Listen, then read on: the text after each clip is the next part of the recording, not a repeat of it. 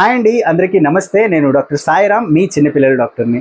మీ పిల్లలు ఎప్పుడైనా మట్టి తినడం చూసారా? ఎక్కువ రోజులు అలా మట్టి తింటా ఉన్నారు అంటే మట్టిలో నురుపులు యొక్క గుడ్లు ఉంటాయండి. ఆ గుడ్లన్నీ పిల్లల కడుపులోకి వెళ్ళి అక్కడ అవి హ్యాచ్ అయిపోయి అక్కడ పెరగడం మొదలవుతాయండి. అవి వాటిని పిల్లల్ని పెడుతూ గుడ్లు పెడుతూ ఆ గుడ్లన్నీ మళ్ళీ పిల్లల బాత్రూమ్ నుంచి బయటకు వస్తూ ఉంటాయి. అవి ఎలా ఎదుగుతాయి అనుకుంటున్నారు? పిల్లల యొక్క ప్రేగులు అంటి పెట్టుకొని వాళ్ళ రక్తం పీల్చుకొని తాగుతూ బతుకుతూ ఉంటాయన్నమాట. పిల్లలు ఎంత తిన్నా సరే వాళ్ళ ఎదుగుదల సరిగా ఉండదు, వాళ్ళకి రక్తహీనత ఎప్పుడూ ఉంటుంది అనమాట. అందుకని మీ పిల్లలు ఎప్పుడైనా మట్టి తింటున్నట్టు మీకు కనిపించారు అనుకోండి, దగ్గరగా ఉన్న చిన్నపిల్లల డాక్టర్కి చూపించండి. ఒకటి, వాళ్ళకి ఏ కారణం వల్ల వాళ్ళు అలా మట్టి తింటా ఉన్నారో చూస్తారు.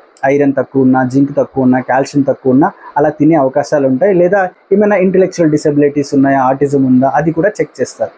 అదే కాకుండా ప్రతి 6 నెలలకు ఒకసారి పిల్లలకి డీవార్మింగ్ చేసుకోవాలి. ఆ డీవార్మింగ్ మనం ఆల్బెండజోల్ అనే మందుతో చేస్తాము. అది కూడా మీ పీడియాట్రిషియన్ మీకు అడ్వైస్ చేస్తారు.